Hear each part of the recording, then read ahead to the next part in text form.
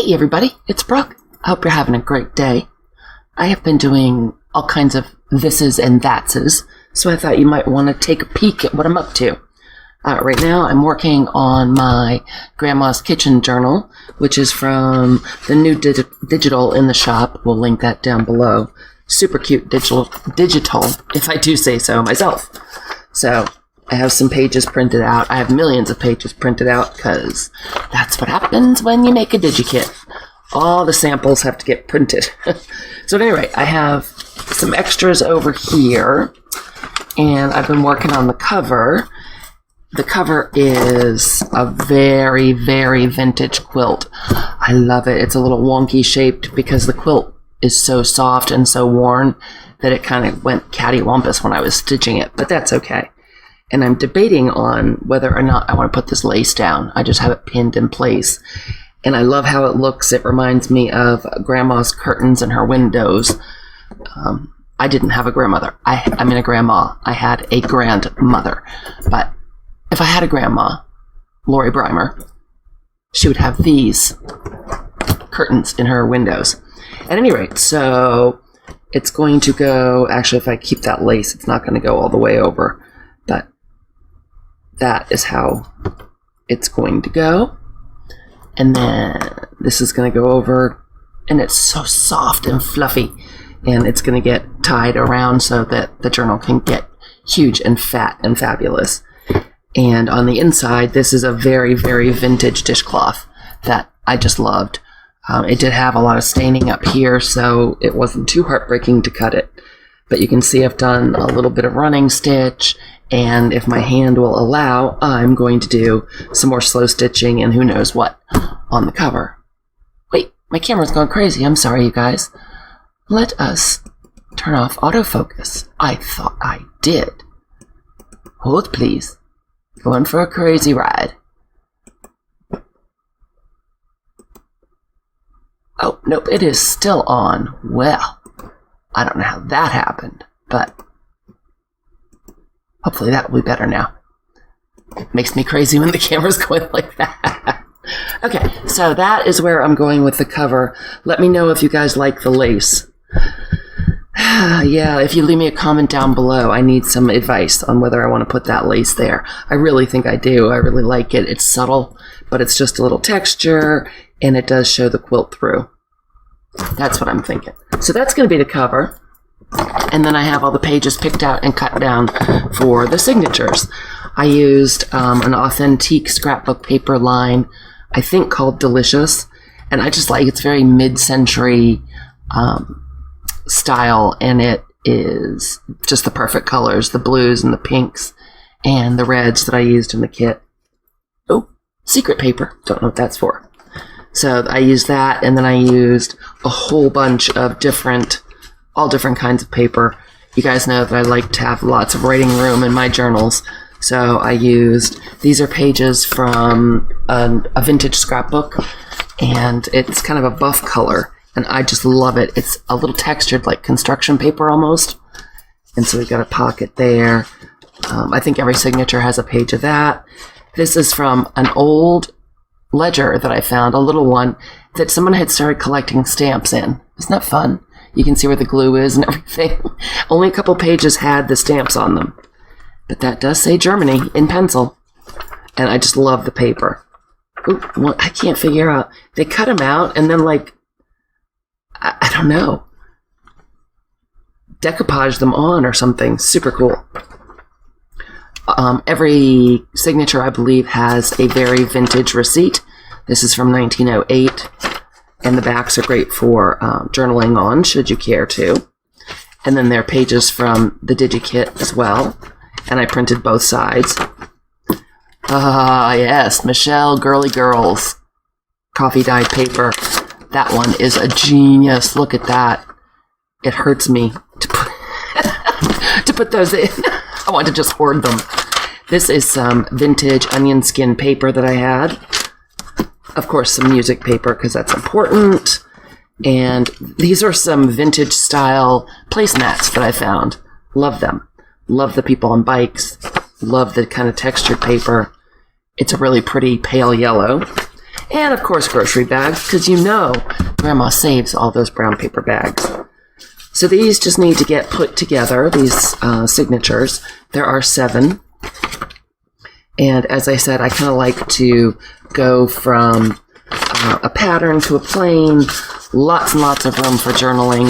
I have lots of cool bits to put in this one, and I'll be doing some of the ideas that we're doing for our idea book in here as well, which is fun. It's inspiring me a lot. Ooh, I love that color. Love the pink. Love it. Put that receipt in there. Oh, the printer is talking for no reason. Creepy. I do like to put the cardstock on the outside just for the durability. And then I don't want a small thing and a small, relatively fragile thing in the center of the signature. So maybe... Oh, what did I do here? Here we go. Let's try to get ourselves together here, shall we?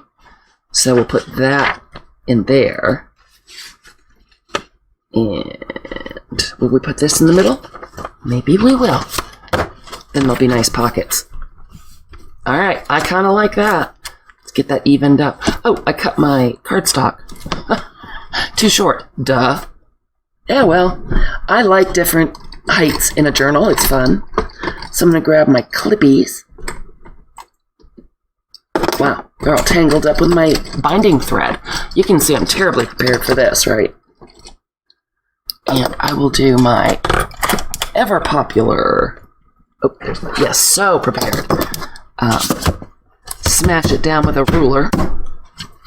Move. Very, very fancy, right? That's to ensure that I've got them pushed down together as well as I can. Put our little clippies on. And it gets a little clippy over here. I know a lot of people just hold the signatures in their hand to bind them in. I can't do that. You guys know I'm going to drop it. I just am. And then I have my template with, of course, the top marked. And I'm going to put that right in there.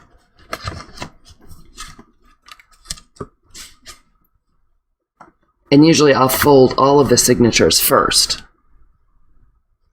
And then just eyeballing it to get that in the middle. I'll fold all the signatures first and then punch all the holes. But just in case you haven't seen this done, I know we do have some new friends on the channel. So that's pretty much it. I've got a piece of cardstock folded in half. I've got 5 holes marked in it. Oop, let me get my pokey pad. Here we go. And I'm just going to go through and poke these holes, trying to be careful to go through the spine. And I can see that so far so good. I'm keeping it a good firm 90-degree angle. That's a good thing. And when you make your template, you do want to mark the top. That is just annoying as can be if you don't, because no matter how exact you think they're spaced, they're not. Trust me. They're just flat not. And you'll end up with wonky spacing and it won't stitch in right. So I can look back here and that looks pretty darn good and straight. That one's a little off. So I know that that's the top. So I can put my template back in there. And Shannon Green calls those extra air holes in your journal. If you have to punch again, you just got some extra air holes. It's always cracked me up. Well, she cracks me up because she's so funny. There, and we got that on the spine pretty well. Set my template aside, and I'm just going to go ahead and do the rest of these signatures and get them arranged and punched, figure out what to do about the cover. I will show you all of it when that part is done. And you know what, let's do one more signature. And we'll keep on making some really fun pieces to go in our journal. So there's more of Michelle's paper. This is a beautiful rectangle doily that Helen sent me, Sweet Picola. Helen, I love it. It hurt me to have to cut it, but I just love this. It's so pretty. Here's our digi with, again, the pink inside. And this is just craft colored deli paper. Total ASMR. Only reason it's in there because I like how it sounds. And here is our very old receipt. This one is from 1908 as well, and it's thin and crunchy, and I like it. Here is our grocery bag. I'm pretty sure you guys know by now that I love grocery bag. I love making journals out of them. I love making journal pages out of them. They're super fun to write on and draw on. Oh, look at this, you guys. This is to grandmother on her birthday. It's a little greeting card that I bought at a flea market. And I'm trying to decide, do I want... You know what, I think I'm going to put this in the center of the signature. Then we can make it into a fun little pocket. Since it doesn't have handwriting on it, I won't be too sad to lose the inside. And here's another one of those cool little stamp ledger book pages. This is... Oh, I need to sew that. Darn it. Okay, well, we'll go ahead and... I'm not going to punch the holes, but I'll put that in there. This is Tim Holtz wallpaper.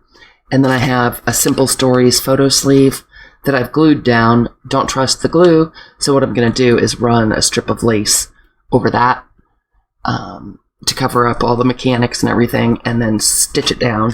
So that will go there. And I guess we're kind of stuck now. I'll put that music inside of this once it's stitched.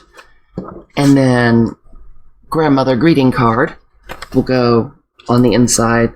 That is pretty cute, but I think it's going to be more cute as a pocket. So what we'll do is stitch this into the signature and then glue these two sides. So we'll have a little side pocket there. I think that'll be super cute.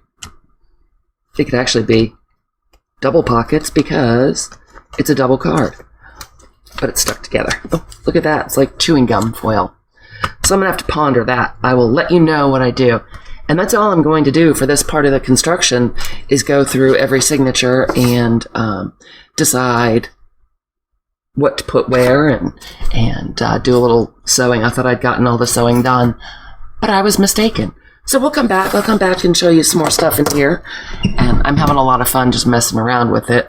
So I hope that was fun. I hope you enjoyed it.